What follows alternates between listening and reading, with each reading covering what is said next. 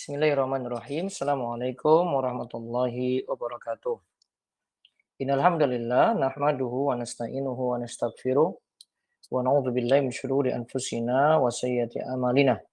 May yahdihillahu fala mudhillalah wa may yudlil fala hadiyalah.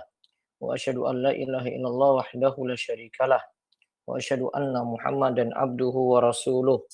Allahumma shalli ala nabiyyina wa sayyidina Muhammad wa ala alihi wa man tabi'ahum bi ihsan ila yaumiddin. Allahumma anfa'na bima 'allamtana wa 'allimna ma yanfa'una wa zidna ilma. Baik, rekan-rekan muda sekalian,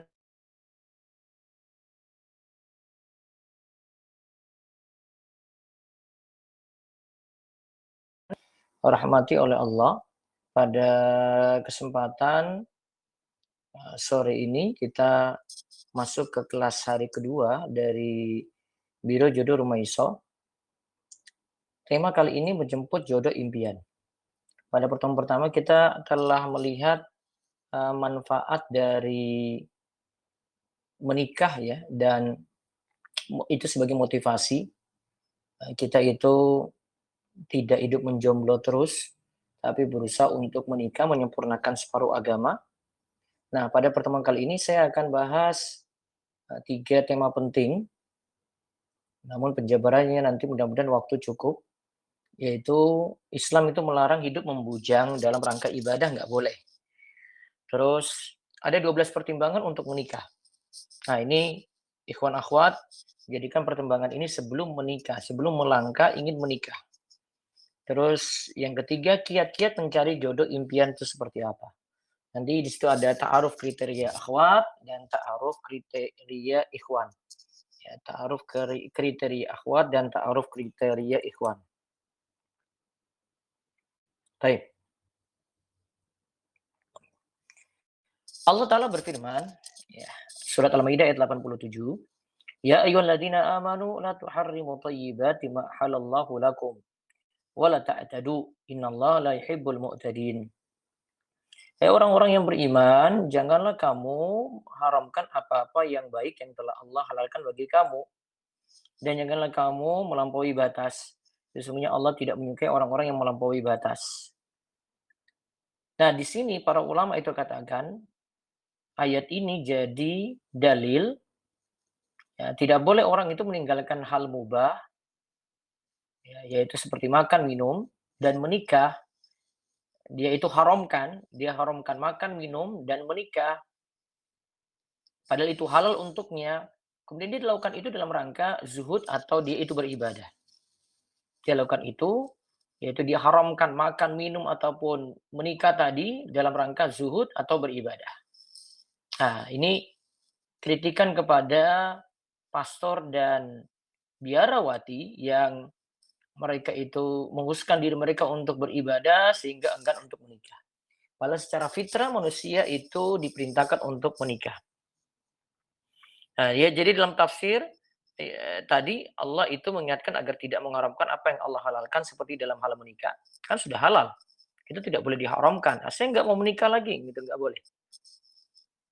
Seorang tidak dibolehkan enggan menikah karena dalam rangka ibadah seperti yang dilakukan oleh pastor dan biarawati. Dan Nabi SAW pernah ingatkan perilaku 3 orang yang mereka ini sengaja ingin melebihi Nabi Shallallahu Alaihi Wasallam dan itu dilakukan dalam rangka ibadah. Dan Nabi mengkritik mereka. Jadi ada 3 orang yang pernah datang ke rumah istri Nabi Shallallahu Alaihi Wasallam. Mereka bertanya tentang ibadah beliau Shallallahu Alaihi Wasallam. Ketika mereka diberitahu, tanggapan mereka seakan-akan menganggap, oh, apa yang dilakukan oleh Nabi SAW itu kok bisa-bisa saja ya. Mereka berkata, di mana kita dibandingkan dengan Nabi Shallallahu Alaihi Wasallam? Pada dosa beliau yang lalu dan akan datang telah diampuni. Nah, salah satu dari mereka lantas berkata, adapun saya akan sholat malam selamanya. Yang lain berkata, saya akan berpuasa terus-menerus. Tanpa ada hari untuk tidak berpuasa. Yang lain berkata, ya, saya akan meninggalkan wanita, artinya tidak akan menikah selamanya. Nah, maka Rasulullah SAW itu katakan, kalian yang berkata demikian dan demikian, demi Allah aku sendiri yang paling takut kepada Allah dan paling bertakwa kepada Allah. Aku sendiri tetap berpuasa, tapi ada waktu untuk tidak berpuasa. Ya, aku tidak berpuasa terus-menerus berarti. dan aku sendiri mengerjakan sholat malam dan ada waktu untuk tidur. Lalu aku sendiri menikahi wanita. Lalu Nabi SAW tegaskan, "Faman raghiba an sunnati falaysa minni." Siapa yang benci ajaranku, sunnahku, ajaranku, jalan hidupku, ya, maka ia tidak termasuk golonganku. Hadis riwayat Bukhari dan Muslim. Nah, Ibnu Hajar dalam Fathul Bari katakan tentang hadis ini, siapa yang membenci ajaranku, maka ia tidak termasuk golonganku. Maksudnya adalah man taraka tariqati wa akhadha bi tariqati ghairi falaysa minni. Siapa yang meninggalkan jalanku lalu menempuh jalan selainku, maka tidak termasuk golonganku. Lalu beliau rahimahullah melanjutkan wa tariqatun Nabi sallallahu alaihi wasallam al-hanifiyah as-samha fayuftir liyataqawwa ala saumi wa yanam liyataqawwa ala al-qiyam wa yatazawwaj bil likasri syahwa wa ifafin nafs wa taksirin nasab. Jalan Nabi sallallahu alaihi wasallam itu adalah lurus. Hanifiyah, lurus. Ya, dan memberikan banyak kemudahan. Ya, samhah. Sifat ajaran Nabi di sini sebutkan dua ya, lurus dan samahah. Samahah itu artinya memberikan banyak kemudahan. Dalam ajaran beliau masih dibolehkan tidak puasa. Jadi bukan puasa terus-menerus. Terus supaya benar-benar kuat jalani puasa lagi. Dalam Islam juga masih boleh tidur. Supaya kuat menjalani sholat malam. Jadi bukan sholat semalam suntuk atau sholat malam tidak atau dia itu tidak tidur malam hari untuk ibadah saja, tidak. Ada waktu untuk tidur. Dalam Islam diperbolehkan pula untuk menikah, untuk mengekang syahwat, menjaga kesucian diri dan memperbanyak keturunan. Dan juga Islam itu melarang untuk tabatul. Tabatul itu seperti yang disebutkan dalam hadis Sa'ad bin Abi Waqqas radhiyallahu anhu pernah berkata seperti ini, radda Rasulullah sallallahu alaihi wasallam ala Utsman bin Ma'zun bin Mas'un, Utsman bin Mas'un at-tabattula walau adzina lahu lakhtasaina. Rasulullah sallallahu alaihi wasallam tidak mengizinkan Utsman bin Mas'un, ya Utsman bin Mas'un untuk tabattul, hidup membujang. Tapi hidup membujangnya nanti ada keterangannya ya. Kalau seandainya beliau mengizinkan, tentu kami akan bertabatul. Nah, tentu kami akan bertabatul. Meskipun untuk mencapainya kami harus melakukan ya lakhtasaina, pengebirian. Walaupun kami itu harus dikebiri itu. Ya. Jadi di dalam hadis ini dilarang tuh tabatul. Tabatul itu secara bahasa kalau disebutkan dalam ensiklopedia fikih berarti memutus. Sedangkan orang yang mengasingkan diri dengan tujuan beribadah disebut dengan al-mutabattil. Ya, al-mutabattil. Orang yang mengasingkan diri dengan tujuan beribadah. Ya, ingat ya. Orang yang mengasingkan diri dengan tujuan beribadah itu namanya al-mutabattil. Nah, dalam sebelum salam, tabattul ini adalah enggan menikah karena memutuskan untuk sibuk beribadah kepada Allah. Itu seperti tadi dilakukan oleh pastor dan biarawati. Dan Ibnu Hajar ini katakan al-muradu bitabattuli huna al-inqita' anin nikahi wa ma yattabi'uhu minal maladhi ilal ibadati. Yang dimaksud tabatul adalah meninggalkan menikah karena sibuk untuk ibadah. Ya. Meninggalkan menikah dan kesenangan lainnya ya karena sibuk untuk ibadah. Ya, karena sibuk untuk ibadah. Nah, setelah itu Ibnu Hajar menyebutkan perkataan At-Tabari bahwa at-tabattul itu yang dimaksud oleh Utsman bin Mas'un adalah mengharamkan pada diri untuk menikahi wanita dan enggan mengenakan wangian serta segala sesuatu yang menyenangkan. Dan berarti halal kesenangan ya ditinggalkan juga. Karenanya turunlah ayat yang tadi kita sebut Al-Maidah ayat 87. Diingatkan ini ya ayyuhalladzina amanu la tuharimu thayyibati ma halallahu lakum.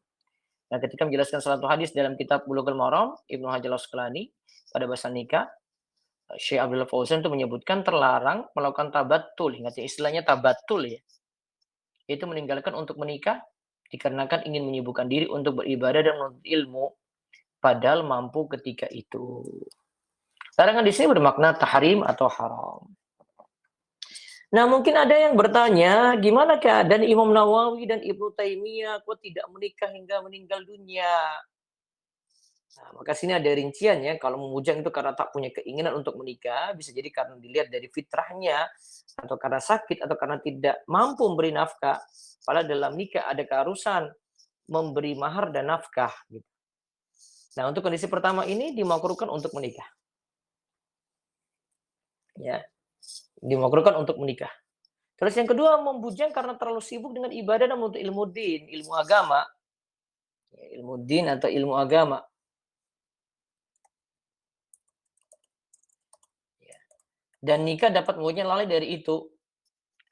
Kalau dari segi finansial ya sudah mampu untuk menikah, maka dalam kondisi ini lebih baik tidak menikah karena adanya maslahat yang besar. Ya. Nah, di sini Ibnu Nawawi dan Ibnu Taimiyah masuk nomor 2 ini. Kemudian membujang dalam keadaan mampu untuk menikah secara finansial dan ia tidak disibukkan dengan ibadah dan menuntut ilmu din atau ilmu agama. Ya. Dia tidak disibukkan dengan ilmu din, ilmu agama. Maka untuk kondisi yang ketiga ini lebih baik untuk menikah. Maka keadaan Imam Nawawi dan Ibnu Taimiyah yang tidak menikah sampai meninggal dunia ya, masuk dalam rincian atau kondisi kedua ya, masuk dalam kondisi kedua di atas. Jadi apa sebab mereka sibuk dengan ibadah dan menuntut ilmu din ya, karena menganggap ya ada masalah lebih besar di situ daripada mereka sibuk menikah, daripada mereka memilih menikah. Ya kalau ada yang tidak menikah saat ini alasannya karena Imam Ibnu Taimiyah dan Imam Nawawi tidak menikah, ya cobalah jadi diri seperti Imam Ibnu Taimiyah dan Imam Nawawi yang punya jasa besar pada Islam. Nah, itu baru diakui itu. Ya, jangan benar-benar jalani ya apa yang dijalani oleh Ibnu Taimiyah dan Imam Nawawi. Nah, sekarang coba perhatikan kita lihat 12 pertimbangan untuk menikah. Pertama, tentu saja persiapan mental dan fisik. Siap mental itu artinya harus siap dalam mengarungi bahtera rumah tangga, siap menghadapi segala risikonya. Sementara persiapan fisik itu harus siap lahir batin, sehat secara fisik, sehingga cukup tangguh dalam mengarungi rumah tangga. Ini juga dulu ya, persiapan mental dan fisik. Nih, sebelum menikah nih, ikhwan akhwat, persiapkan itu dulu. Terus yang kedua, ingat rumah tangga itu komitmen, harus ada komitmen.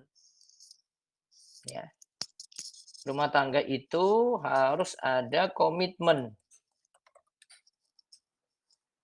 Ya. Karena menjalaninya adalah komitmen terberat di dunia. Ya, dalam rumah tangga itu harus ada komitmen. Karena menjalaninya itu adalah komitmen terberat di dunia. Harus ada komitmen sini ya.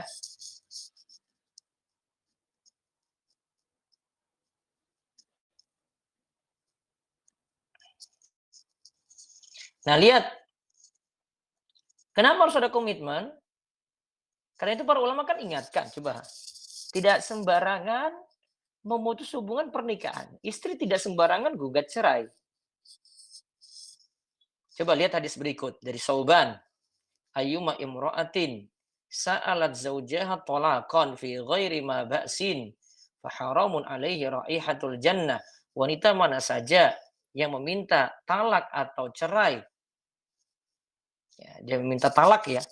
Dia minta suaminya, sudah talak saya saja gitu. Padahal tidak ada alasan yang jelas.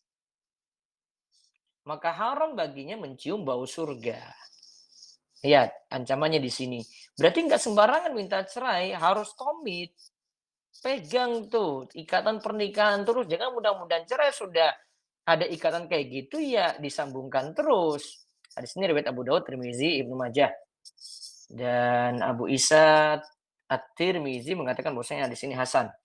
Al-Hafiz Abu Thahir mengatakan sanad hadis ini sahih. Nah, di sini jadi dalil terlarangnya seorang wanita menggugat cerai kecuali jika ada alasan yang benar. Maka Al-Hafiz Al-Mubarakfuri berkata bahwa kenikmatan yang pertama kali dirasakan penduduk surga adalah mendapatkan baunya surga. Kalau tadi kan disebut dia diharamkan mencium bau surga kan. Nah, padahal yang pertama kali diciumnya adalah bau surga. Inilah yang didapatkan oleh orang-orang yang berbuat baik. Ya, dia akan dapat bau surga tuh. Sedangkan yang disebutkan dalam hadis ya, adalah wanita tersebut tidak mendapatkan bau surga. Ya. Karena tadi ya, meminta cerai tanpa ada sebab. Hal ini menunjukkan jangan bagi istri yang memaksa minta diceraikan tanpa alasan. Ya. Hati-hati dia. Maka di sini suruh komitmen, jaga tuh. Nggak apa-apa sedikit baru jalani rumah tangga 1 minggu minta cerai. Atau suami saking emosinya mau talak istri. Enggak. Harus ada komitmen di sini. Nah, ini persiapan lagi yang kedua ya. Ini penting ini ikhwan akhwat sekalian. Yang ketiga kemantapan hati. Kemantapan di sini kita bisa bagi jadi 3 ya. Ada kemantapan dengan pasangan ini ya. Nanti ini diproses di Biro Jodoh nih ya. Nanti bisa tanya-tanya dengan Bunda Liski yang hadir juga sore ini. Bagaimana mewujudkan kemantapan dengan pasangan yang dipilih nanti. Ya. Gitu ya Bunda ya. Nanti dijelaskan ya. Siap Ustadz. Siap. Yang kedua, siap menerima kekurangan dan kelebihan yang ada pada diri pasangan. Jadi jangan, ini saya balik deh. Siap menerima kelebihan. Nah, ya, kelebihan maupun kekurangan.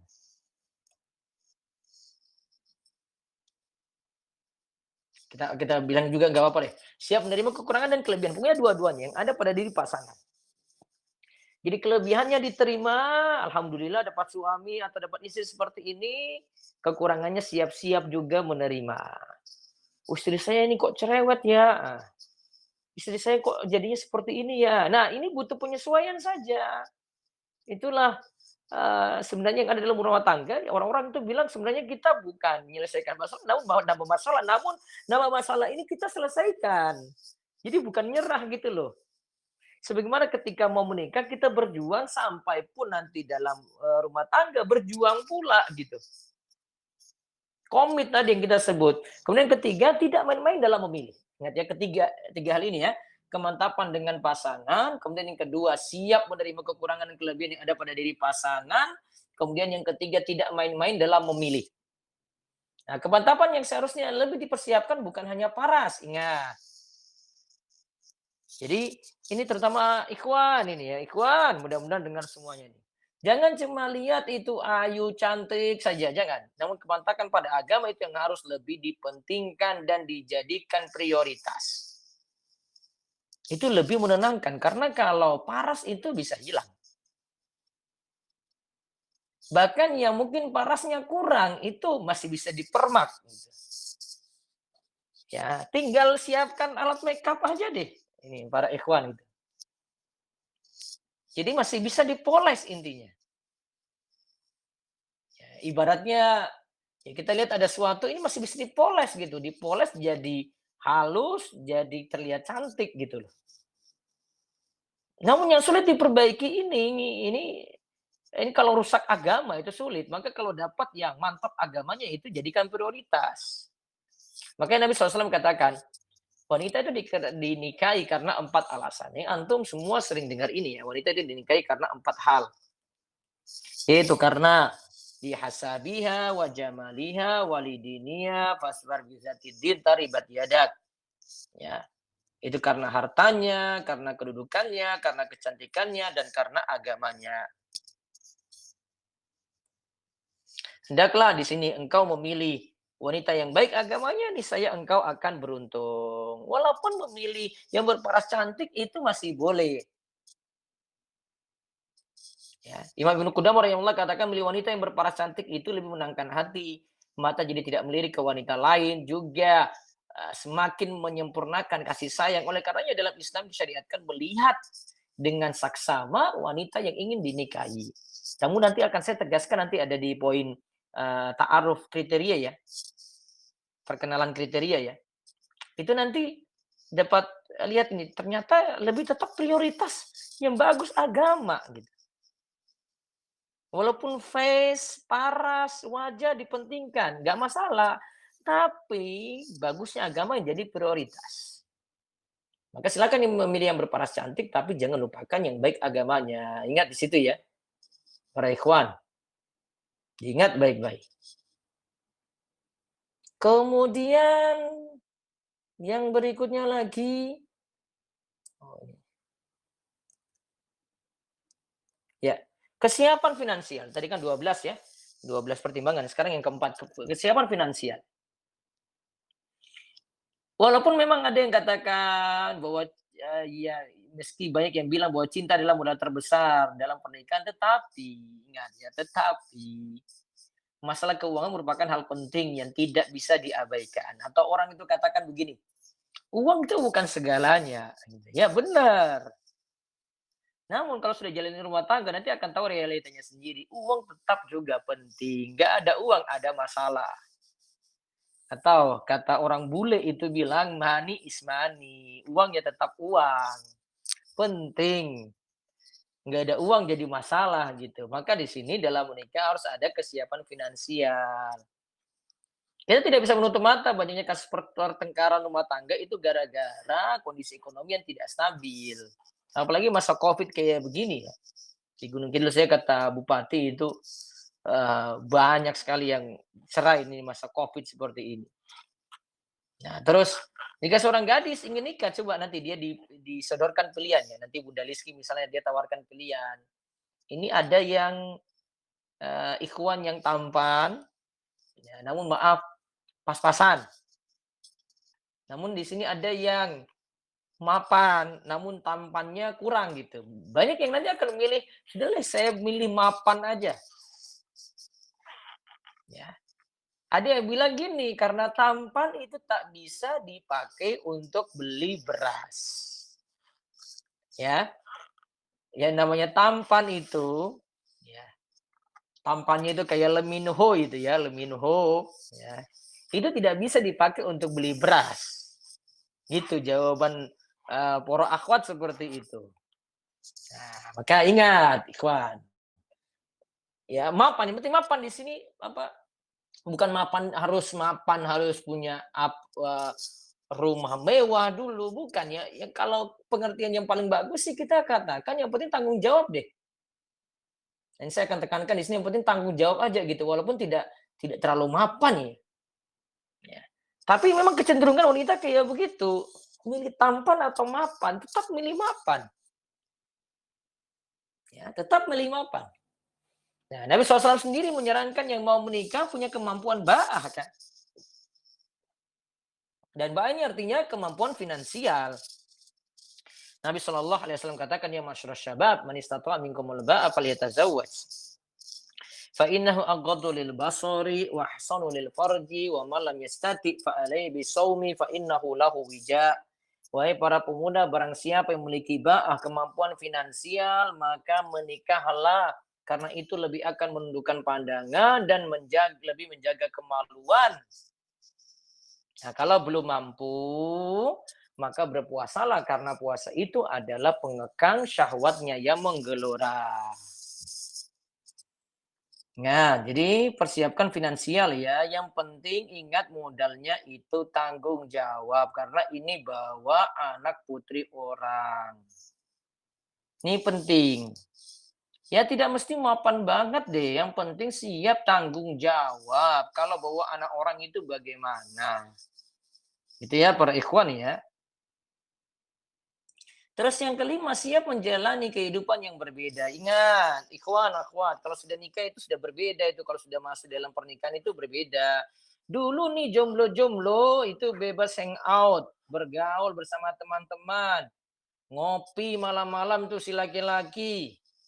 Si Ahwat juga kadang juga jalan-jalan juga gitu. Bahkan mungkin ada yang sempat naik gunung, turun gunung, jungkir balik ke pantai gitu. Setelah menikah, ingat, apalagi ini istri, sudah jadi istri, itu sudah tidak bebas lagi, kehidupannya sudah berbeda. Karena apa-apa harus minta izin suami. Disebutkan dalam hadis kan, idza sholatil mar'atu khamsaha wa shamat syahraha wa hafizat farjaha wa ata'at zaujaha qila laha udkhulil jannata min ay abwabil jannati syi'ti. Jika seorang wanita itu selalu menjalankan sholat 5 waktu, menjaga sholat 5 waktu, juga berpuasa sebulan di bulan Ramadan, serta betul-betul menjaga kemaluannya dari zina, dan ingat ya, benar-benar taat pada suaminya, maka dikatakan pada wanita yang memiliki sifat mulia ini, udkhulil jannata min ay abwabil jannati syi'ti. Masuklah ke dalam surga mulai pintu mana saja yang engkau suka. Nah, itu ingat ya, maka tidak sebebas dulu lagi, dibatasi, termasuk ikhwan juga. Ingat punya istri di rumah, nggak seenaknya keluyuran sampai jam 12 malam. Gitu. Apalagi kalau sudah punya anak nantinya. Terus yang keenam, siap menghadapi masa depan yang baru. Karena menikah ini siap melangkah menuju masa depan. Apalagi yang jadi prioritas masa depan akhirat. Ya, ingat masa depan apa? Akhirat. Walatan sanasi baka minat dunia. Ya, walatan sanasi baka minat dunia. Jangan lupakan memang ya kehidupanmu di dunia, tapi akhirat tetap jadi prioritas. Ikhwan, akhwat, diperhatikan ya ini ya.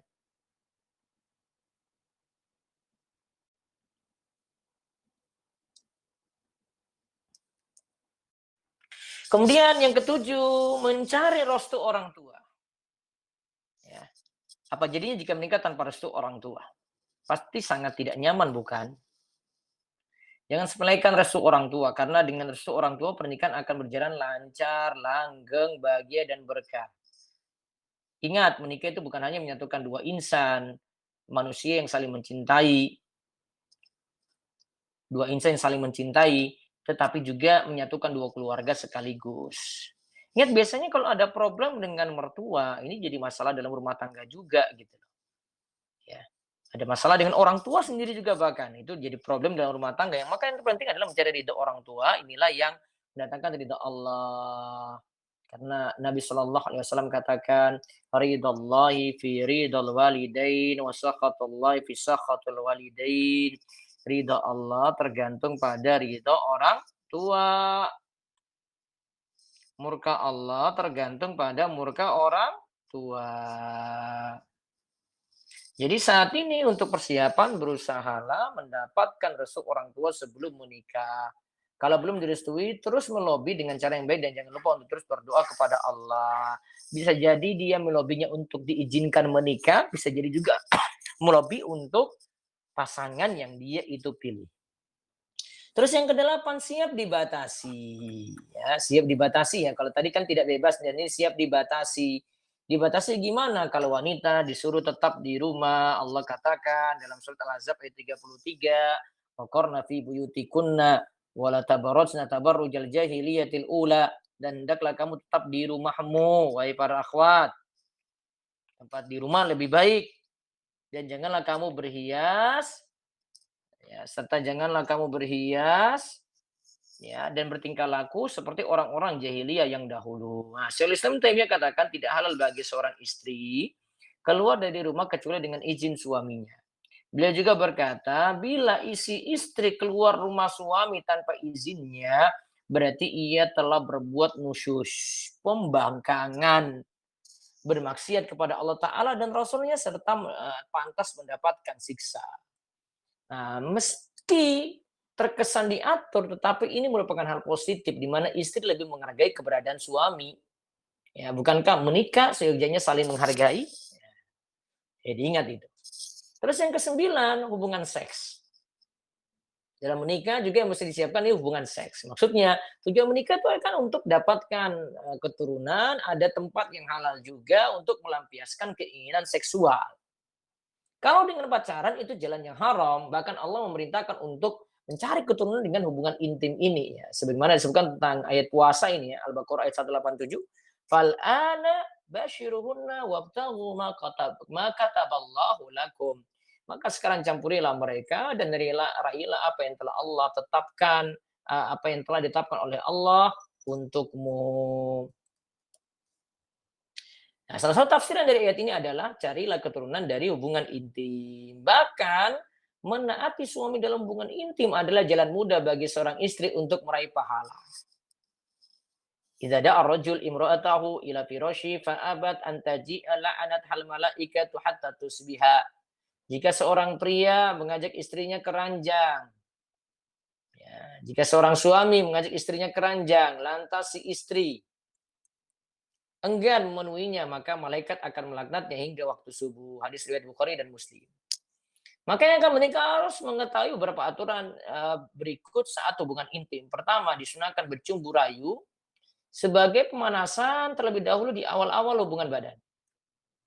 Yang kedua, menyetubuhi istri di kemaluan terserah dari depan atau belakang. Yang ketiga, tidak boleh menyetubuhi istri di dubur. Yang keempat, tidak boleh menyetubuhi wanita di masa haid. Yang kelima, jika seorang pria kuat, ia boleh mengulangi hubungan intim untuk kedua kalinya, tetapi hendaknya berwudu terlebih dahulu. Yang keenam, boleh-boleh saja suami istri tidak berpakaian sehingga bisa saling melihat satu dan yang lainnya. Yang ketujuh, istri hendaklah tidak menolak ketika diajak hubungan intim oleh suaminya. Yang kedelapan, tidak boleh menyebarkan rahasia hubungan ranjang tadi. Nah, ini tentang masalah ini nanti sebenarnya kita bahas nanti ini masalah hubungan intim ya. Saya akan lebih jelaskan detail. Ini saya bisa skip ini. Yang penting tahu kalau istri ketika menikah mesti melayani suami. Dan itu yang kemarin kita sebut di dalam hubungan intim ini sudah terdapat sedekah. Wafibut ihadikum sedekah. Ya. Di dalam hubungan intim itu terdapat sedekah. Nah, itu nanti kita lihat saat pembahasan hubungan intim ya, nanti ada bahasannya sendiri. Nah, kemudian 10 menikah tak selamanya indah. Ingat, ini juga yang mesti dipersiapkan, tak selamanya indah.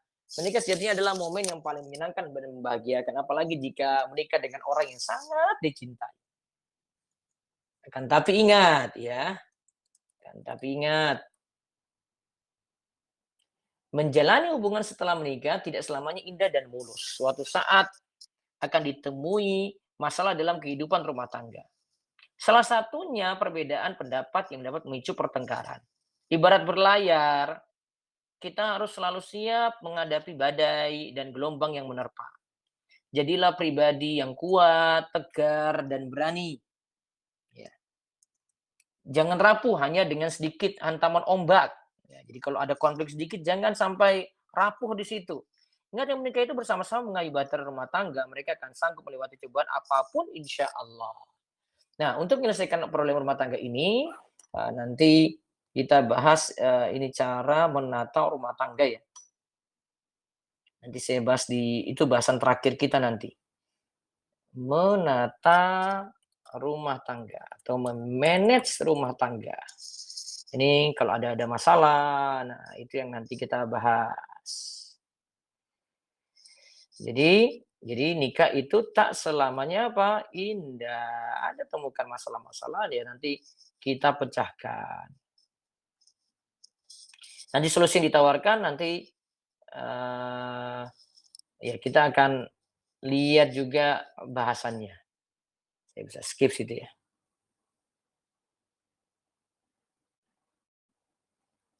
Ya, bagaimana nanti ngatasinya nanti ketika kita bahas sekali lagi menata rumah tangga.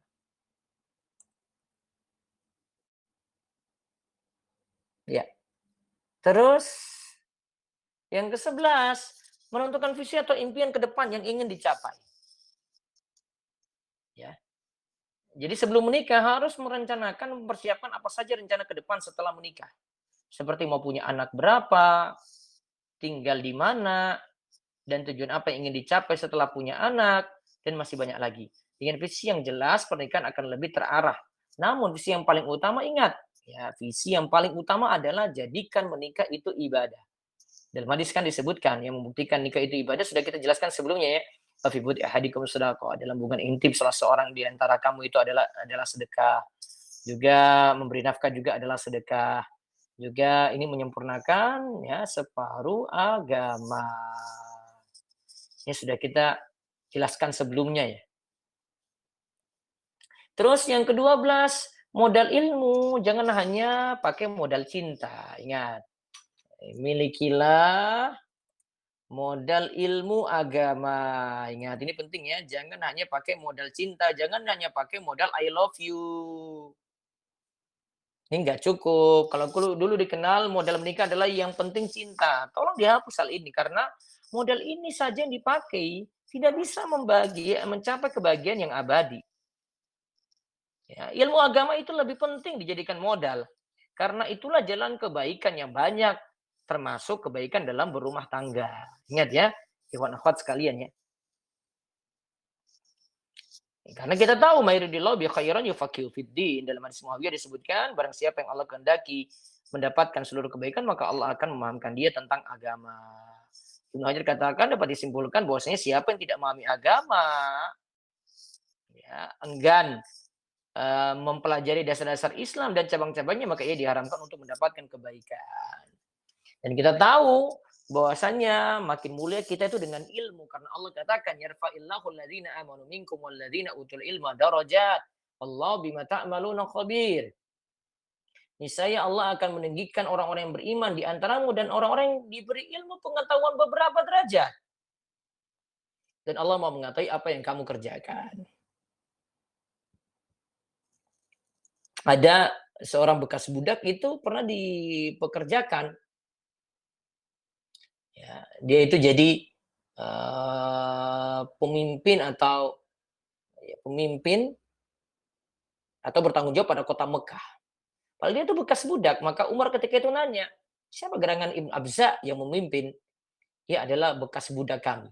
Umar bertanya, kenapa sampai engkau menunjuk seorang bekas budak menjadi pemimpin? Nafi menjawab, ya Amirul Mukminin, innahu qari'un li kitabillah, alimun bil faraid, qadin. Pak Amirul Mukminin ia itu paham kitabullah dan sangat mengilmui faraid, masalah waris. Ia juga seorang qadhi. Jadi ia juga seorang qadhi. Nah, setelah mendengar itu Umar berkata, Nabi kalian Shallallahu alaihi wasallam telah bersabda, Innallaha yarfa'u bihadzal kitabi aqwaman wa yad'u bihi akharin. Sesungguhnya Allah mengangkat dengan kitab ini suatu kaum dan merendahkan yang lain dengan kitab ini yaitu Al-Qur'an. Ibnu Katsir rahimahullah mengatakan bahwa hadis ini diriwayatkan pula oleh Muslim dari jalur lainnya. Yang kesimpulannya di sini ya, butuh modal ilmu itu akan meninggikan derajat seorang dan juga akan menyelesaikan masalah-masalah dalam rumah tangga. Jadi sebelum masuk dalam rumah tangga, modal ilmu ini penting sekali dimiliki. Ingat 12 pertimbangan ini ya, persiapan mental dan fisik gitu ya. Kedua, rumah tangga itu harus ada komitmen, terus kemantapan hati, terus kesiapan finansial, terus siap menjalani kehidupan yang berbeda, terus siap menghadapi masa depan yang baru. Dan masa depan yang utama adalah masa depan akhirat ya. Jadi prioritas untuk akhirat, jangan dunia terus gitu. Ya, terus mencari restu orang tua, terus siap dibatasi. Juga ada yang perlu dipersiapkan adalah hubungan seks, kemudian menikah tak selamanya indah. Ya, terus menentukan visi atau impian ke depan yang ingin dicapai sampai pada memilikilah modal ilmu, agama, jangan hanya memiliki modal cinta.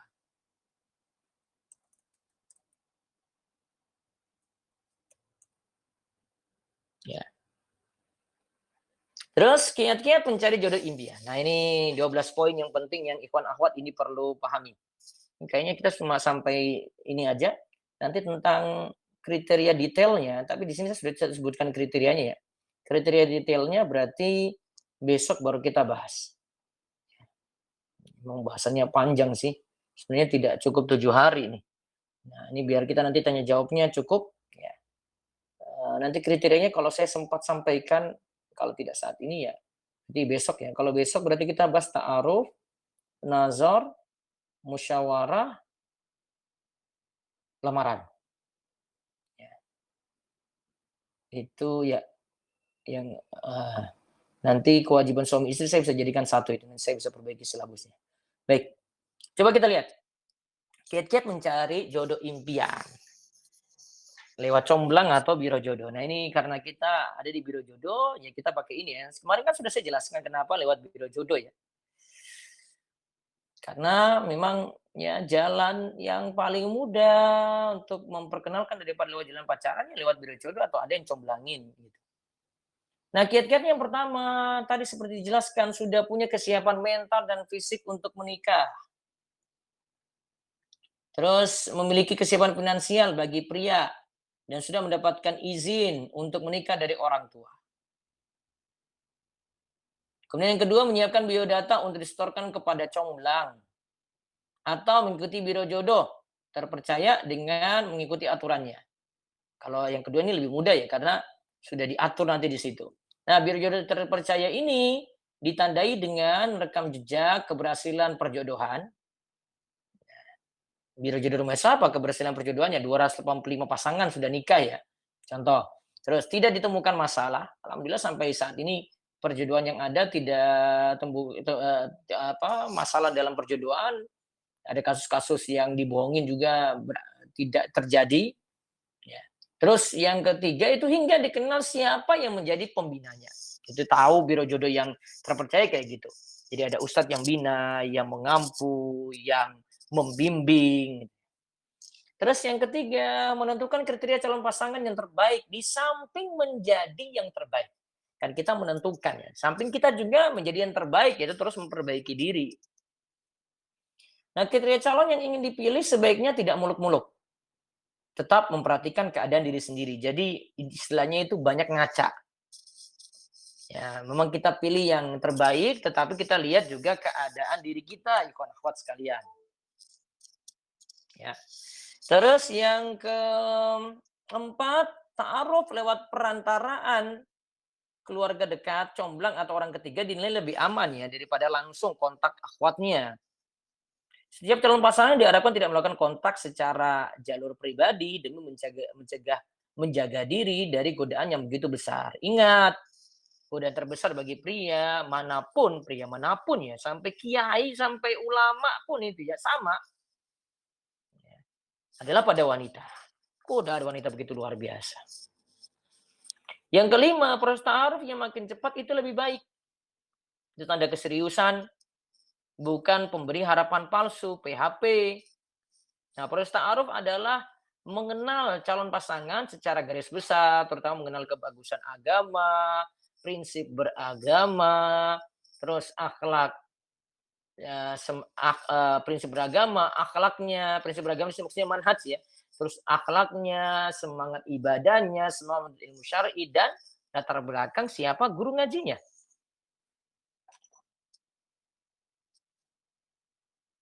Nah, proses perkenalan ini juga tetap memperhatikan atau mempertimbangkan keinginan orang tua dan kufu, kesamaan derajat.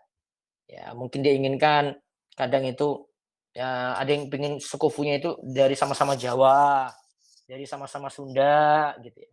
Ada yang sekufunya dari keadaan ekonomi, ada sekufunya dari pendidikan gitu. Bisa memperhatikan seperti itu karena ini biasanya keinginan orang tua yang sulit untuk kita ubah gitu. Nah, kalau ingin mengubah dalam hal tadi, misalnya ada yang S1 tapi ingin menikah dengan akhwat yang biasa gitu ya, tidak masuk kuliah, tapi dia hafidhah misalnya. Nah, ini tinggal lobby ke orang tua. Ini tentang masalah lobby saja. Kemudian yang keenam, meminta pertimbangan dan restu kedua orang tua jika telah mendapatkan calon yang cocok, yang sepadan, yang serasi, sudah dapat cocok. Nah, minta pertimbangan orang tua, restu mereka bagaimana, mereka setuju enggak? Kalau mereka tidak setuju sekarang, alasan diperjuangkan lagi itu apa? Nah, ini harus ada titik kejelasan juga. Gitu. Terus yang ketujuh, setelah merasa seret dengan info masing-masing saat proses ta'aruf, berlanjut pada proses nazar. Nazar secara langsung, memandang pasangan ya nazar itu ya. Nanti akan saya jelaskan tentang nazar juga. Saat nazar sebaiknya masing-masing calon pasangan ditemani oleh orang tua. Bisa jadi saat ta'aruf hingga nazar terdapat ketidakcocokan, merasa kurang sreg atau ada pertimbangan lainnya sehingga diputuskan proses dibatalkan. Bisa gitu ya. Kalau ada alasan boleh dibatalkan. Itu dalam proses ta'aruf atau nazar karena belum mengikat di situ. Nah, terus kalau sudah cocok melanjutkan dengan hitbah atau peminangan, calon laki-laki langsung meminta untuk menikah kepada wali calon perempuan. Hitbah menyesuaikan dengan tradisi masing-masing daerah ya. Yang siapa yang datang di situ, bawa apa, itu nanti hitbah atau peminangan seperti itu tergantung masing-masing daerah. Ketika hitbah biasanya sudah ditentukan tanggal untuk menikah. Nah, waktu antara hitbah dan menikah disarankan lebih cepat, itu lebih baik. Terus yang ke-9, berusaha melobi orang tua agar acara nikah tidak bertentangan dengan syariat walaupun disesuaikan dengan tradisi setempat. Semoga acara nikah berlangsung sederhana, melihat kemampuan finansial. Sederhana dengan melihat kemampuan finansial. Ya. Terus yang ke-10, belajar menjadi suami dan istri idaman. Ya, selama proses menunggu hingga menikah. Itu persiapan lagi. Adapun nanti rincian berikut yang kita bahas besok sore lagi. Ya, ada ta'aruf kriteria akhwat, memilih yang agamanya bagus, manhajnya, akhlaknya baik. Selain taat beragama juga bisa milih yang cantik, dari keturunan terhormat dan kaya. Juga milih akhwat yang penuh kasih sayang dan lemah lembut, kemudian subur dan taat dan dapat dipercaya gitu ya. Terus kalau ikhwan milih yang agamanya bagus, mana dan akhlaknya baik, mempunyai kemampuan finansial, terus perhatian terhadap istri, menyenangkan jika dipandang istri, sekufu, dan tidak mandul. Ya, ini tentang sekufu ini juga penting ya. Ya, nanti akan kita lihat penjelasannya besok sore insya Allah. Baik, Bunda Rizky. Sebelum ikhwan akhwat tanya, monggo mau raise hand silakan. Nanti Mas Hanif bisa pilih. Kita 20 menit saja pertanyaan nanti. Paling cepat itu ya. Terus tadi ada satu hal yang ingin tanya. Oh, Bunda, milih mapan atau tampan? Tampan. Hah? Kalau iya mapan atau tampan. Kalau untuk ahwat-ahwat yang ditanya sih semuanya saya rasa semuanya loh Tat ya, nggak pakai sekian persen. Semuanya pilih yang mapan. Oh, Tapi itu untuk ahwat. Kalau Iwan yang ditanya mau cantik atau finansial, dia mau cantik. ya iyalah, dia ngapain pilih yang sugih? Oh, kan Ustadz aja ngaku ya iyalah. Iya, udah pasti itu. Oh, itu ya. Itu sudah karakternya berarti. Dan Bunda sudah biasa menghadapi seperti itu. Oh, udah hafal, Tat. Oh, taib. Terus sebentar. Ini tadi ada beberapa pertimbangan untuk menikah ya. Ada tadi masalah kemantapan. Kapan kemantapan hati pada pasangan itu muncul? Apakah saat ta'aruf atau saat nazar melihat langsung? Kemantapan hati itu mantapnya sih ketika dia sudah nazar, Tat. Tapi sebelum nazar sendiri itu sudah ada proses yang bikin mereka itu juga mantap gitu. Artinya ketika melihat CV yang disodorkan, mereka itu sudah banyak pertimbangan gitu. Sudah banyak pertimbangan, kemudian dari CV itu lalu diproses oleh tim. Kemudian dari proses itu mereka juga sudah mulai ada kecondongan lagi. Nah, paling mantep di finalnya itu ya ketika nazar itu, Ustaz. Taib. Terus kesiapan finansial dari si ikhwan itu biasa apa yang dilihat? Gajinya atau pekerjaannya? Kalau finansial dari Ikhwan itu yang pertama dinilai memang nominalnya, Tat. Setelah itu ya nominalnya. Wis nggak lihat yang lain-lain, kalau udah nominalnya gede aja udah laku keras sih. Itu sudah hukum alam. Oh, begitu ya. Baik. Jadi lihat nominalnya bukan pekerjaannya. Kalau dia pekerjaan haram misalnya. Kecuali pekerjaannya yang pekerjaan terlihat memang masih masih apa ya, belum yang itu tadi yang masih cenderung ke haram seperti itu, memang akhwat-akhwat sangat hati-hati, Tat. Sangat hati-hati. Oke. Tapi pernah nangani pasangan yang ikhwannya pekerjaannya haram bermasalah gitu? Ya, ya masih banyak lah, Tat. Masih. Kemudian juga mereka juga berniat hijrah sih, iya. Gitu. Cuman kan kalau untuk meninggalkan pekerjaan dengan serta-merta itu kan butuh waktu gitu. Jadi memang ada niatan hijrah ke arah hijrah gitu, Ustaz. Tapi untuk akhwat-akhwatnya memang kalau sudah masuk ke wilayah yang seperti itu, pekerjaan yang masih terlarang, memang akhwatnya sangat-sangat hati-hati, nggak serta-merta asal gajinya gede aja enggak, Tat. Itu Oke. ya cakepnya akhwat tuh di situ memang. Oke. Baik, kita sambil buka sesi tanya jawab. Mas Hanif bisa dipilih, monggo. Ya, baik Ustaz. Penanya pertama, Abdul Manan Maliki. Silakan bisa open mikrofonnya Mas Abdul Manan. Bismillah. Assalamualaikum warahmatullahi wabarakatuh, Ustaz. Waalaikumsalam warahmatullahi wabarakatuh. Silakan. Semoga Ustaz bersama tim selalu dalam lindungan Allah Subhanahu wa taala. Amin. Ustaz, ini saya mau tanya mengenai kriteria sih, Ustaz. Iya. Kriteria yang diisi ikhwan kan ada itu, Ustaz. Pendapatan juga, ada kriteria pendapatan juga untuk akhwat. Iya. Kalau menurut Ana sih kan, ya Ana juga sebenarnya seperti kata Ustadz tadi, Ana itu gak terlalu memperdulikan masalah karir akhwatnya. Terus? Tapi itu juga sebenarnya dari salah satu syarat dari ibu Ana sih, Ustadz.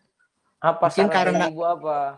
Ya mungkin karena ibu Ana juga wanita karir gitu, jadi beliau juga maunya sih akhwatnya yang berkarir gitu, Ustaz. Terus? Ya terus kan itu di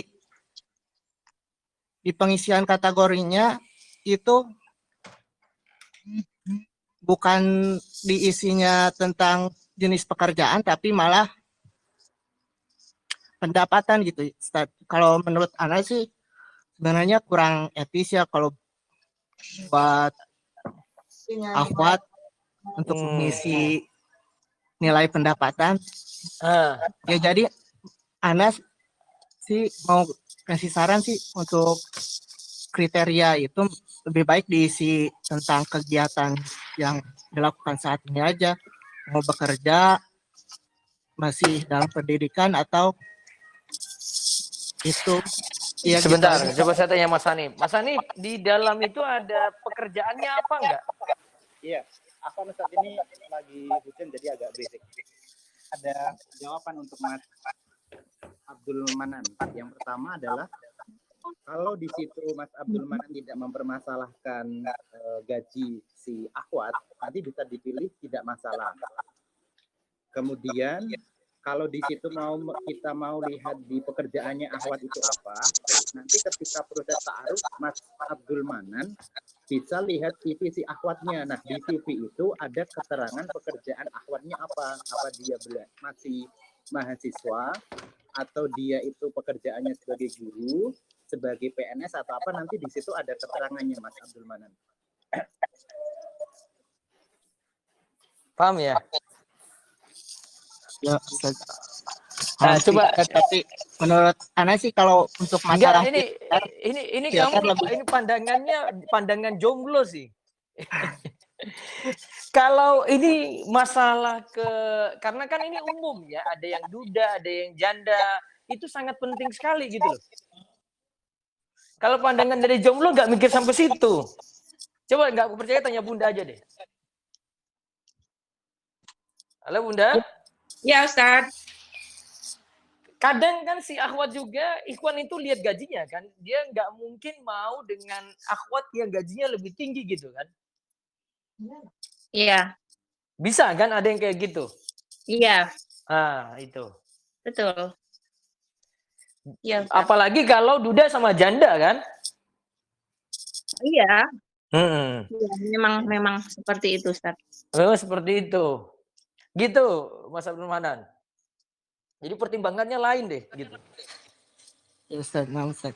Iya. Ya Ustaz, gitu aja sih Ustaz. Iya. Syukran Ustaz. Bisa Wah. kalau Assalamualaikum.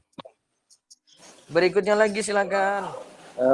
Selanjutnya atas nama Mas Ali, silahkan bisa open mikrofonnya.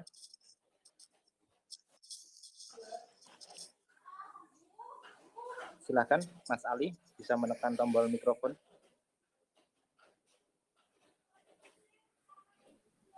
Halo, Assalamualaikum warahmatullahi wabarakatuh. Waalaikumsalam warahmatullahi wabarakatuh. Alhamdulillah, dari semalam saya coba untuk menghubungi. Gimana? Apa yang Ya. mau ditanyakan nih?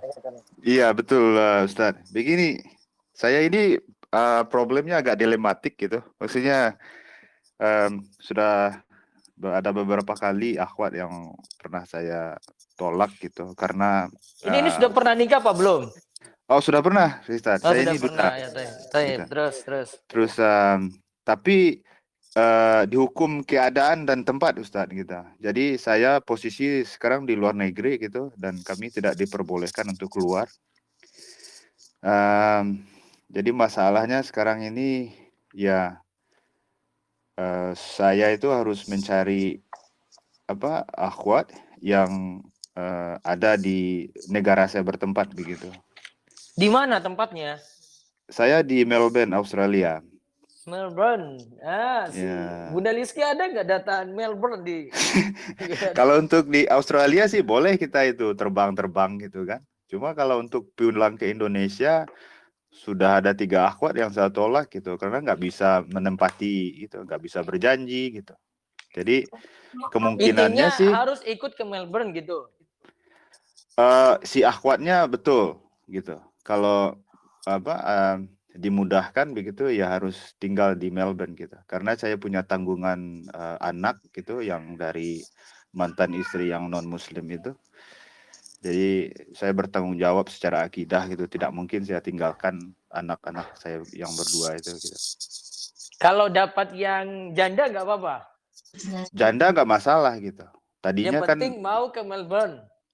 Yang penting mau hidup gitu. Tapi dengan syarat keras gitu. Kita harus menuju salafus soleh ini. Ini yang saya tekankan betul Ustaz gitu.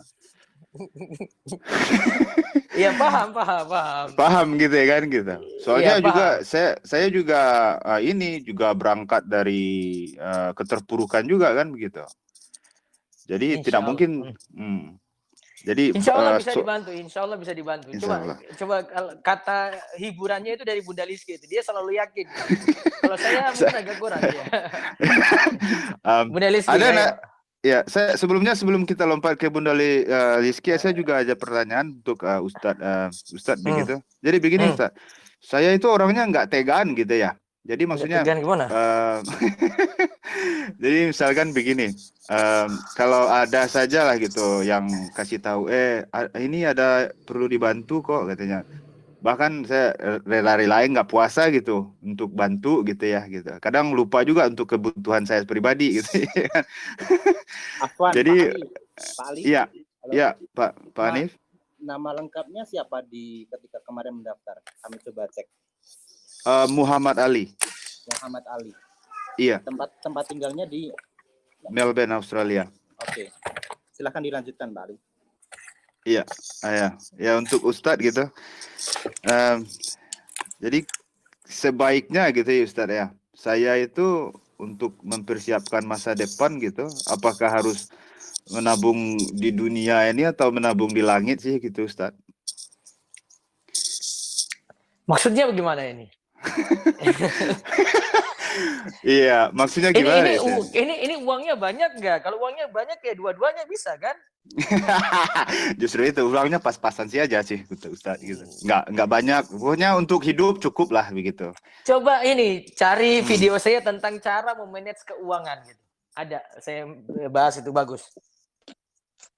Oke, Itu ada insyaallah. tahapan-tahapannya. Ini apa dulu. Nah, nanti sedekahnya itu di mana itu ada pembahasannya. Oh, begitu ya, begitu. Iya, Karena cara mengatur gaji gitu. Nah, itu ada. Itu sampai nanti amal jariahnya, sedekahnya, itu ada urutan. oh iya. Oke, Ada di nanti. Rumeso TV ya, nanti dicari ya. Itu video banyak yang cari itu. Oh iya, betul. Nanti Ya, saya baik. usahakan. Nanti. Sekarang yang pertama ya, kita bahas yang pertama ya. Bunda Iya, Lizki, betul. ada Siap. solusi nggak? Ya. Ya, dari Pak Ali tadi, beliau mengatakan sudah menolak 3 ahwat yang dari Indonesia. Apa Pak Ali ini sudah peserta lama atau di luar BJR, Pak Ali? Saya baru bergabung begitu, Bunda. Baru Yang bergabung. ditolak berarti dari luar. Yang dari Umahat di Indonesia sih gitu. Ya, Jadi, di luar BJR. Di luar BJS ya, betul. Iya. Gitu. Kemudian Pak Ali ini ingin dapat ahwat di Indonesia yang mau dibawa ke Australia. Betul Bu Bunda itu. Saya maunya begitu gitu. Tetapi karena lockdown ini kita border kan masih ditutup gitu. Jadi tidak memungkinkan membawa akhwat itu yang dari Indonesia ke sini begitu. Dan juga kami tidak bisa keluar gitu. Terus gimana kalau mau nikahnya kalau gitu? Bingung juga saya ini. Nah, jadi begini Ustadz gitu. Saya itu cuma punya untuk saat ini ya gitu. Karena saya merasa itu darurat wajib nikah gitu. Jadi solusinya itu sekiranya ada sih akhwat yang berada di Australia ini begitu. Mungkin itu yang kita mau approach gitu. Oh, kalau itu yang paling mungkin. Kalau yang di Australia paling mungkin. Ya. Iya. Daripada yang di Indonesia bawa ke sana gitu ya. Iya, betul. Atau gitu kan, kalau untuk selanjutnya gitu. Kita kan untuk dari federal government itu dikasih tahu tahun 2002 pertengahan itu kita udah boleh keluar gitu.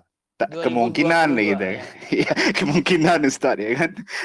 Dan ini bisa jadi lebih awal begitu karena ini desakan public pressure gitu, orang lagi mau pemilu gitu. Nggak bisa dipastikan sih Ustadz gitu. Kapan sih pemerintah ini bisa membuka border gitu. Jadi kita bisa pulang gitu. Nah, yang jelas berarti solusinya cari yang sama-sama Australia. Yang berdomisili di sini lah untuk saat ini. Kalau tidak Melbourne ya gimana? Atau Australia? Ya Melbourne ini kan di Victoria Ustadz.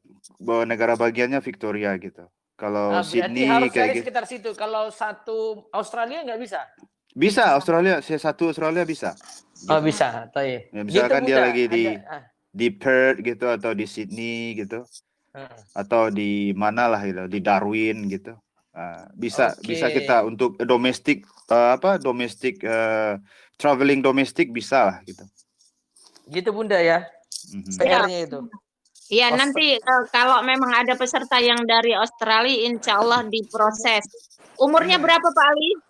Sekarang saya masuk 36 Bunda. 36. Oh, 36. Masih lebih muda daripada saya. Iya, kok sampai darurat nikah tadi. Wah. Gini saya Bunda, gimana ya? Kita di sini kita hidup di negara barat kayak gini ya. Agak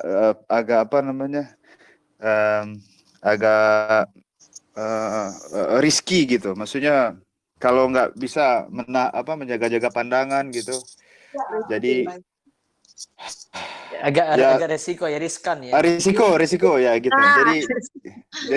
Jadi apalagi saya yang sudah pernah didampingi. Sudah lupa bahasa Indonesia gitu ya. Masih 8 tahun, 9 tahun di sini Ustaz gitu. Iya. Sampai lupa risiko itu apa bahasa Indonesianya. Nah, jadi untuk saat ini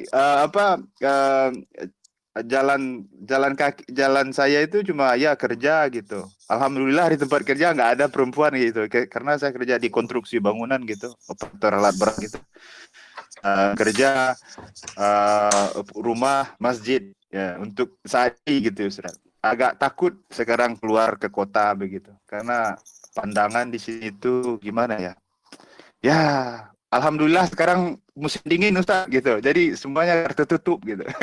Yang agak susah itu aku udah masuk Musim summer panas. gitu. Summer. Iya, aduh mak ini. Aduh. Jadi saya itu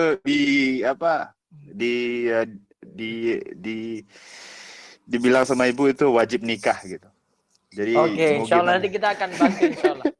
Mudah-mudahan ya dapat solusi nanti. Pak Alhamdulillah. Muhammad Ali, Ya Pak Hanif, antum dari Sumatera Barat ya? aslinya betul. Saya orang Minang, orang Padang. Ini barusan saya cek di sistem ada yang sesuai dengan kriteria antum. Semoga jodoh nanti. Alhamdulillah. Orang kita itu bukan? Orang Sumbar juga? Iya, orang Sumatera juga. Enggak, tapi ada di Australia enggak Mas Hanif? Ada di Sumatera kan Pak Ali kemarin sepertinya filter di Sumatera doang ini. Enggak, bukan. Dia sekarang bisa dibawa ke ini Kak. Soalnya lagi lockdown. Ini orang kepepet nikah. Kalau soal yang cocok kriteria mah banyak. Enggak, kalau di sistem ada beberapa, nanti biar di ini dong. Cari orang Sumatera Barat yang tinggal di Australia gitu. Nah, itu baru masuk. Sebenarnya gini Bunda sama Ustaz, untuk suku itu kalau bisa sih Sumbar lebih bagus gitu kan. Tapi kalau untuk Indonesia kayaknya udah gimana? Bisa aja sih marah pakai bahasa Indonesia udah mulai cukup gitu. Iya. Soalnya dulu kalau nggak bisa bahasa Inggris gimana?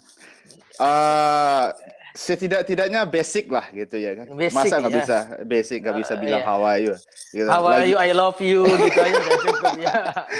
Nggak, kalau bisa sih Ustadz ya, kalau bisa itu yang pasti lah berbahasa Inggris. Karena saya itu berniat di sini itu juga untuk dakwah ya gitu. Jadi Insya Allah, baik insya Allah. Iya.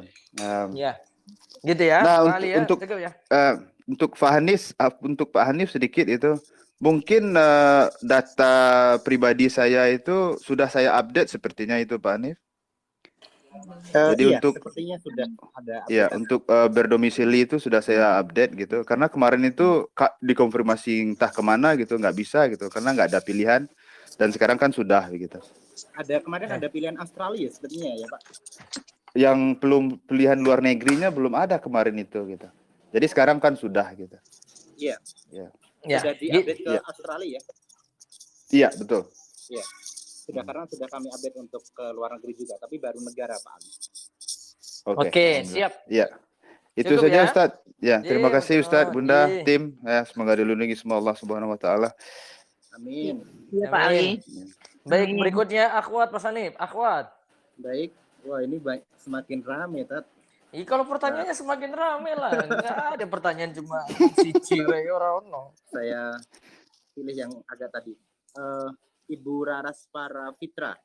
Silakan bisa open mikrofonnya. Halo, Assalamualaikum. Waalaikumsalam warahmatullahi wabarakatuh. Iya, Assalamualaikum, saya Raras. Pengen bertanya tentang finansial ya. Kalau tadi kan justru tentang finansialnya Akhwat tuh kayak nggak perlu ditunjukkan gitu. Tapi dalam pandangan saya nih sebagai seorang perempuan gitu ya, yang juga berkarir kayak gitu.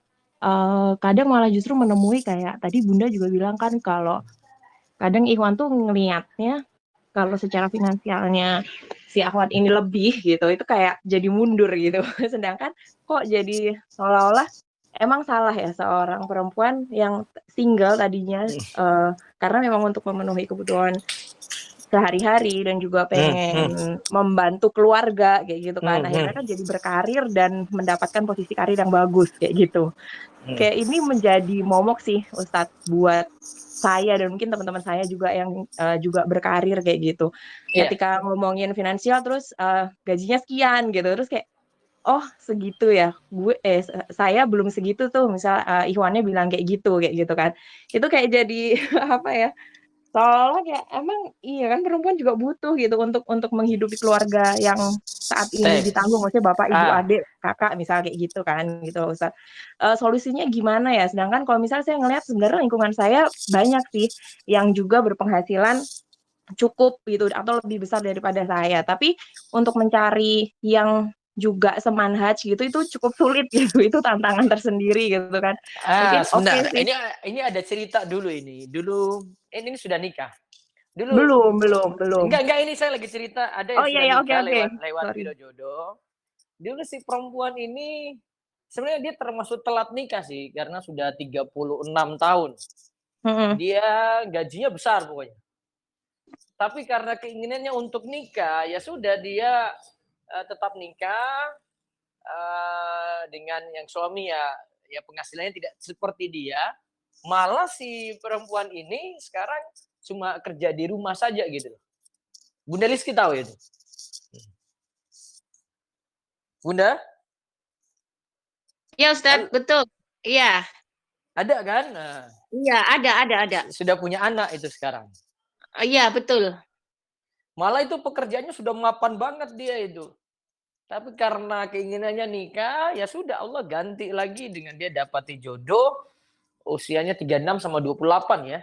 Nah, sudah nikah, sudah punya anak, alhamdulillah saya sudah sering ketemu mereka dan pernah mereka ke sini juga minta restu ketika sudah punya anak gitu. Intinya sih sebenarnya masalah gaji nanti bisa Bunda selesaikan ini masalah komunikasi nanti ketika ta'aruf. Iya betul. Kalau awat-awat sih jangankan yang gajinya gede gitu. Awat nih yang nggak kerja aja enjoy kok.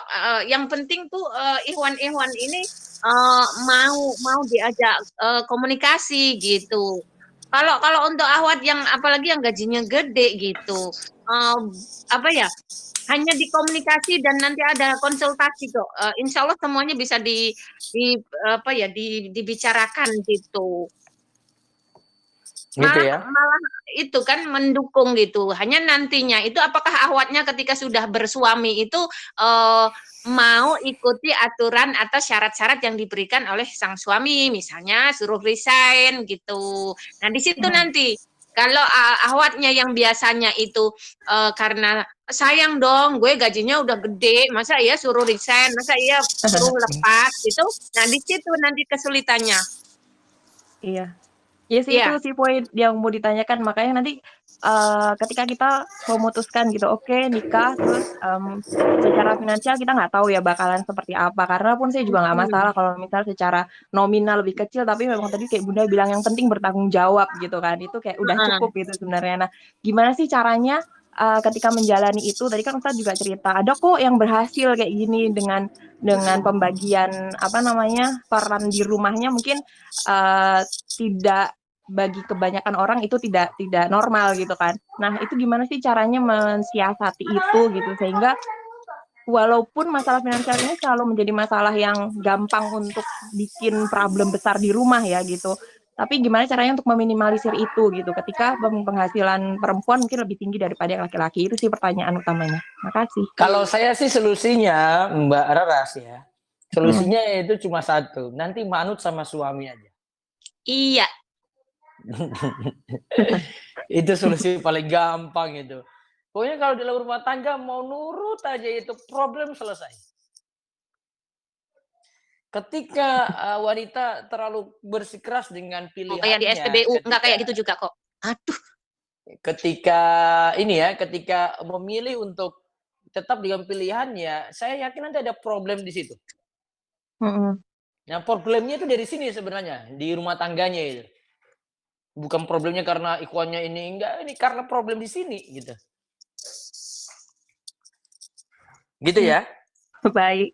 Ya, Mas, itu kuncinya. Ustaz, Kita Mas, belum Bunda. sampai di kewajiban suami dan istri, nanti akan lebih terang nanti kalau saya sudah sampai di situ. Tadi kan baru tahap memutuskan untuk menikah kan, apa yang mesti dimatangkan dulu kan. Ini besok taruh, nah masih belum itu, nanti ada pembahasannya sendiri. Oke, makasih. Ya, berikutnya lagi, Mas Hanif. Baik Ustadz, kita masih berapa pertanyaan Ustadz? Bisa 2 lagi, ini sudah jam 5 nih ya, 2 lagi deh. Aduh, pertanyaannya berat-berat ya sekarang ya.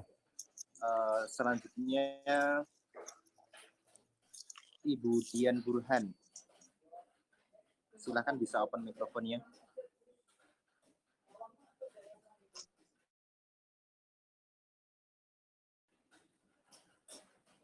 Ibu Dian Burhan, Ya, silakan. silakan.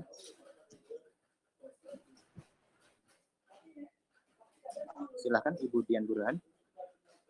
Bisa menekan tombol mikrofon, kemudian langsung bertanya.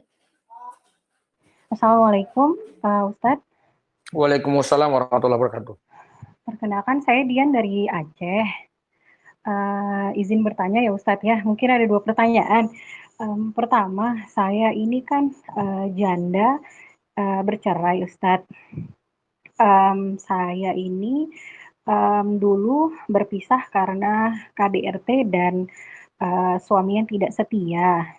Nah, jadi sempat beberapa waktu ada ikhwan yang mendekati saya, namun akhirnya tidak menemukan kecocokan dikarenakan saya itu nyeritain gitu loh background saya bercerai, yang mana menurut saya itu penting untuk diketahui kan ya.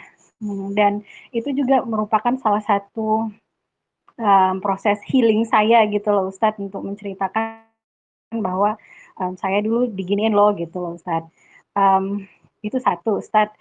Gimana sih, maksudnya apakah saya memang perlu menceritakan masa lalu saya kepada calon suami atau tidak?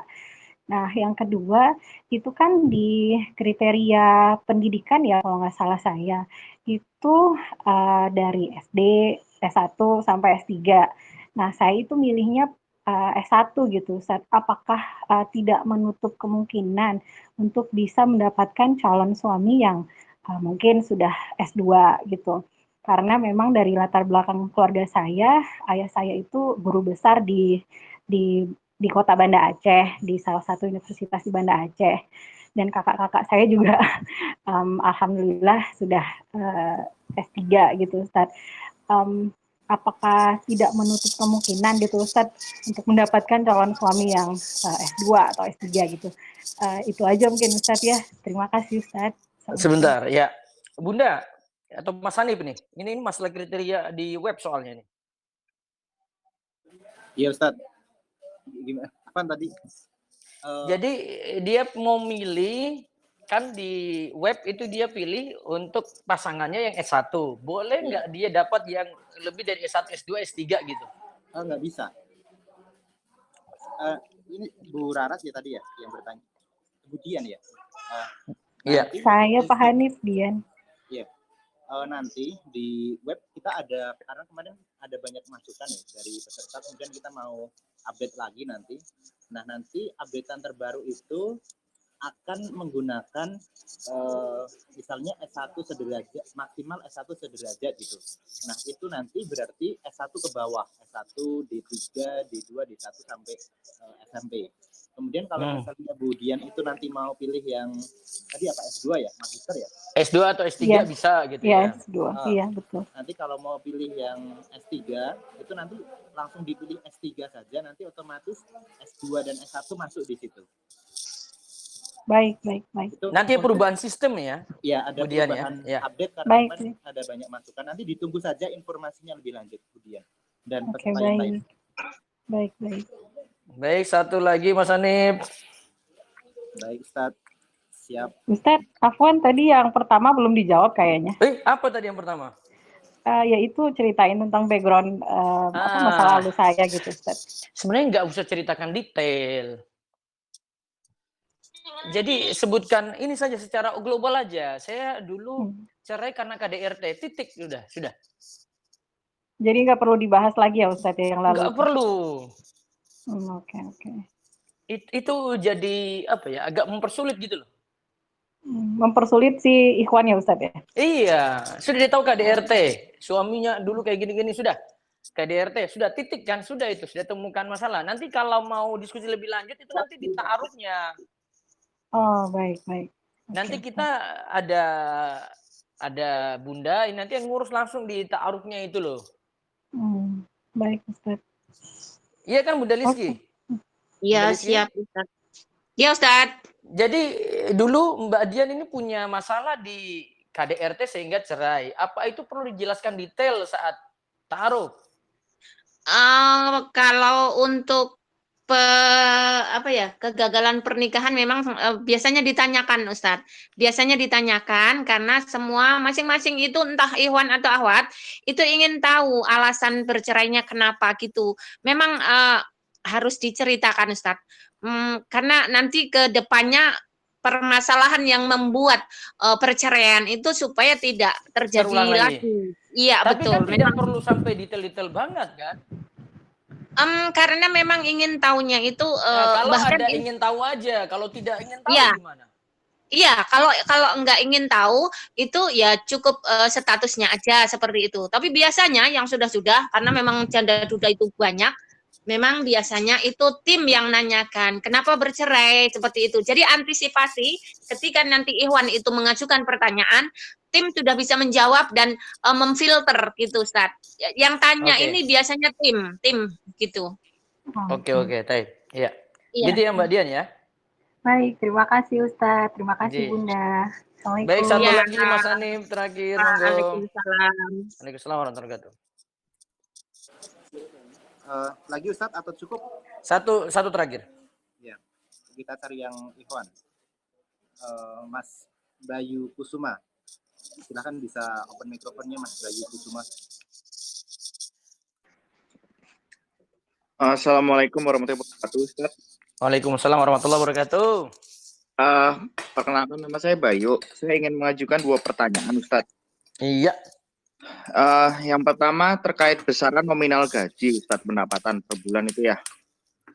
Iya. Boleh nggak waktu ditanya si Ahwat, kita berbohong, Ustaz? Karena terus terang kalau saya dulu pernah mencantumkan Ustadz di biodata itu besaran gajinya gitu. Itu ada perbedaan dengan saya nggak nyantumin besaran aslinya gitu. Jadi kalau besar tuh kayaknya kok banyak yang minat gitu. Nah itu yang pertama ya Ustadz. Mas Bayu sudah pernah nikah belum? Belum Ustadz. Belum. Tapi Bunda, sebentar ini jawab dulu nih Bunda nih. Bunda yang paham. Ya. Oke, Ustadz. Mengenai besaran gaji, apakah Iwan harus jujur gitu? Ya, seperti itu. Iya. Biasanya memang Ahwat itu ingin tahu yang memang sebenarnya itu berapa sih gitu. Kalau dibilang cukup, ya wong di situ ada dicantumkan kok sekian sampai sekian gitu. Kan lebih gede juga lebih berpeluang dapat yang lebih juga toh gitu. Gimana? Cuma kalau menurut saya gini, itu kalau untuk ta'aruf masih di awal-awal gitu, menurut saya terlalu sensitif ya. Jadi saya nggak begitu serak gitu kan kalau ditanya gitu. Di biodata cuma 5 juta ke atas gitu, nggak disebutkan detailnya lagi. Enggak. Cuma takutnya nanti karena pernah di ta'aruf itu waktu proses ta'aruf pernah ditanya gitu Ustadz gitu. Sebenarnya berapa sih gitu. Waktu itu saya nggak mau jawab. Kalau ditanya nggak apa-apa, siapa tahu cocok gitu. Kenapa ditutupi? Nah itu loh Mas Bayu ini kenapa gitu pakai ditutupin? Gajinya gede banget gitu apa gimana kok sampai nggak perlu dikasih tahu gitu? Nggak masalah sih kalau sensitif apanya ya. Takutnya nanti Ahwatnya dia mau nikah sama gue gara-gara materi nih karena materi karena kesannya ada gitu. Enggak juga.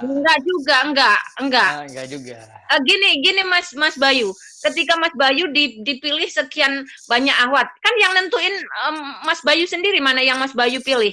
Kemudian ketika si Ahwat ini Mas Bayu tolak dan itu nggak ada masalah dengan finansial itu gitu loh. Kan nanti yang memilih juga Mas Bayu bukan dari si Ahwatnya gitu loh. Pokoknya saya sama Mas Bayu aja deh, enggak. Kalau Mas Bayu nggak mau ya sudah. Gitu. Oke. Paham kan? Jadi kita nggak memaksa juga gitu loh. Mas Bayu misalnya ada ketentuan 5 nih, ini mau pilih yang mana ini? Nah, terus ta'aruf dengan itu gitu ya, misalnya ya. Nah, itu pilihannya Mas Bayu, bukan pilihannya kita juga, bukan pilihannya si Ahwat gitu. Gitu loh. Oh iya Ustadz. Iya. Mas Bayu kan punya kriteria sendiri nanti. Kayak gimana gitu. Iya. Gitu ya? Nah, Ustadz.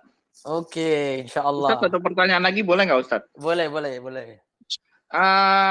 Ini terkait dengan area pekerjaan saya, Ustadz. Karena kan kebanyakan kalau ta'aruf ini si akhwatnya pengennya deket sama orang tua. Tapi di satu sisi di tempat saya bekerja ini ada namanya rotasi, mungkin sekitar 3 atau sampai 5 tahun gitu. Saya diputar. Ya. Diputernya tuh bisa ke Sumatera, Kalimantan, dan itu belum tentu balik ke Jawa lagi gitu. Iya, Nah, di itu Papua mungkin ya. Iya. Nah, itu cara meyakinkannya gimana ya Ustadz? Karena sering banget nih gagal cuma masalah kayak gini gitu. Si awatnya bilangnya mau ikut suami gitu. Terus waktu diceritakan pekerjaannya seperti ini ternyata nggak siap. Kan ada keunggulan Mas Bayu yang lainnya, jadi pasti akan nurut deh. Iya kan, Malah kadang kalau gitu biasanya si ahwatnya pengennya katakanlah di Jakarta gitu. Dia pengennya di Jakarta jadi sayanya yang muter gitu. Enggak, nanti bisa diatur itu. Itu masalah lobby-lobby aja deh, bentar ngomong aja deh di situ. Gitu ya. Bunda, gimana itu? Ya. Oh, itu bisa dibicarakan kok nanti ketika proses. Iya, bisa. Enggak sulit kok. Enggak sulit, insya Allah. Insya Allah banyak yang nurut nanti. Banyak yang nurut nanti mau dibawa ke dunia manapun. Mau ke tenang Mas Bayu. Tenang Mas Bayu. Nanti diatur sama Bunda Liski ketika ngomong itu nanti pas taruh gitu loh. Iya. Ustaz. Oke, gitu ya. Iya Ustaz. Ya, assalamualaikum warahmatullahi wabarakatuh. Waalaikumsalam warahmatullahi wabarakatuh. Ini kayaknya sore ini banyak ikhwan ya dibanding akhwat yang nanya ini. Iya Mas Hanif ya. Iya. Baik, nanti malam lagi baru kita ketemu ya. Iya, tapi siap, yang sudah di sini nggak perlu ikut malam karena sini sudah ada rekaman juga, nanti bisa lihat rekamannya, ikuti terus rekamannya. Sekarang sudah 2 hari, jadi diikuti pelajarannya. Saya akan pertemuan besok tuh kayaknya penting sekali karena situ tentang kriteria ta'aruf sampai saya kaitkan dengan masalah akidah dan manhaj gitu. Jadi nanti tolong bisa hadir untuk Ahad sore, kita pelajarannya sampai Kamis besok ya. Diikuti terus malam ini untuk sesi yang kedua yang belum mengikuti sesi pertama. Ya demikian, kita cukupkan. Ya, sampai ketemu lagi besok hari. Semoga Allah berkahi kita semua dalam kebaikan dan berikan kita kemudahan. Bagi yang belum mendapatkan jodoh, Allah beri jodoh yang terbaik. Subhanakallahumma bihamdika asyhadu an la ilaha illa anta astaghfiruka wa atubu ilaik. Assalamualaikum warahmatullahi wabarakatuh. Waalaikumsalam.